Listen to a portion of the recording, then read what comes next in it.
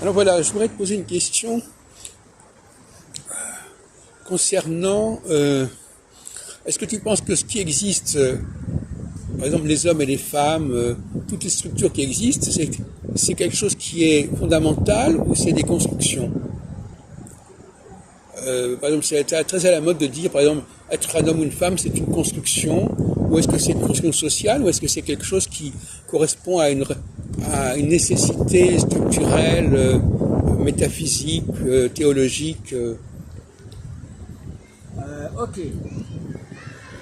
Qu'est-ce qui est de l'ordre du plan divin, de la nature fondamentale des choses, et qu'est-ce qui est de l'ordre de la construction, de l'artifice? Je crois que les gens se posent beaucoup de questions à ce sujet, Christian. Alors pour moi, je pense que c'est simple. Il y a ce qui est. Ce qui est. Ouais. Ce qui est, on va dire divin, peu importe. Ce qui est dans la nature, profondément. La nature qu'on va retrouver dans tous les développements, tout le déploiement de la vie. Alors c'est très clair, dans le minéral c'est moins clair, mais dans le végétal, dans l'animal, il y a toujours la dualité, la polarité. Il y a toujours le yin-yang, il y a toujours le féminin et le masculin. Et ça, c'est une nécessité. C'est la réalité, c'est ce qui est là. Oui, c'est nécessaire pour que le monde fonctionne. Exactement, pour la production. Oui. Oui, tout à fait. Donc après, on retrouve ça chez l'être humain, évidemment. Et après, l'être humain, il a socialisé les choses, il a organisé les choses, il a structuré les choses au niveau de la pensée, au niveau de théologie, au niveau de l'isme, tous les ismes là, qui ont fait on a fait des théories. Mais au départ, il y a la réalité. Il y a un homme et il y a une femme.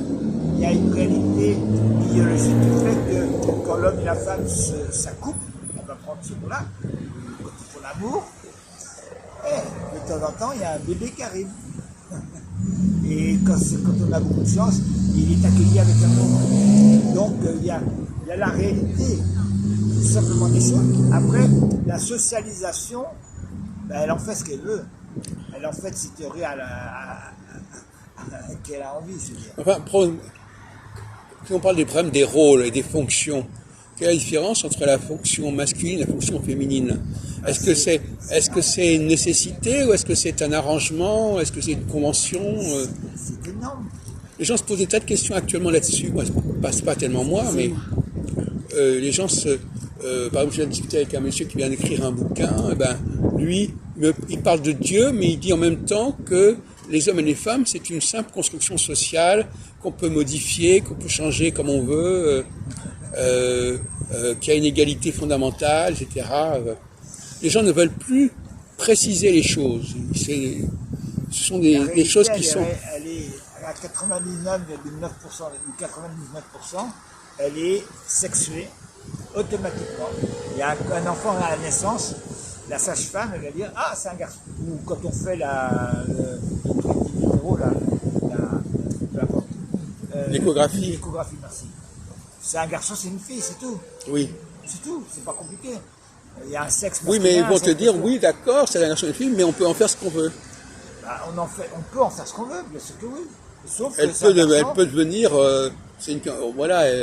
c'est pas un élément. Oui, ils vous disent oui, effectivement, ça existe, mais finalement, c'est pas déterminant. C'est pas déterminant. Peut-être à 90% des cas, c'est déterminant. Ou à 70%. Bon. Alors, posons le problème un peu autrement, Argémy. Oui, mais enfin, bon, tu n'es pas le seul Christian, mais tu es le seul Argémy. Non, il y en a d'autres. Non, oui. Mais c'est le seul Christian Argémy. Ah oui, d'accord. D'ailleurs, bonjour. Hein. Je n'ai pas dit bonjour, et pour moi, c'est important. Voilà. C'est important de partager ce bonjour. Je t'en prie. Ouais. Par exemple, la question de l'égalité entre les hommes et les femmes. C'est une chimère, l'égalité. Qu'est-ce qu'il y a d'égal? Il n'y a rien d'égal. Il y a l'équitabilité, que ce soit équitable, oui, mais l'égalité. Vous faites un super repas, un magnifique. À la fin du repas, on a bien mangé. Il y a un super gâteau, magnifique, extraordinaire. Vous coupez en parts égales, c'est l'horreur.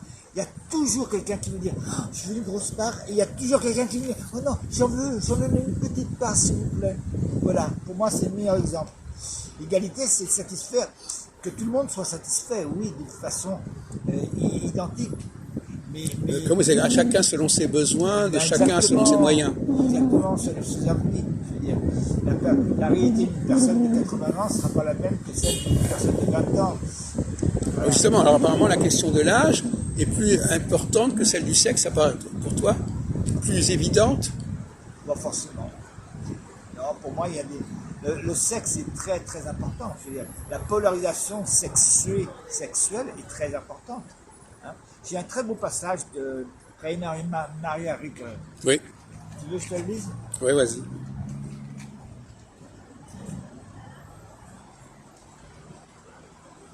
En allemand ou en français? En français. C'est un passage initiatique. Oui, initiatique dans le sens, comme on dit, visionnaire.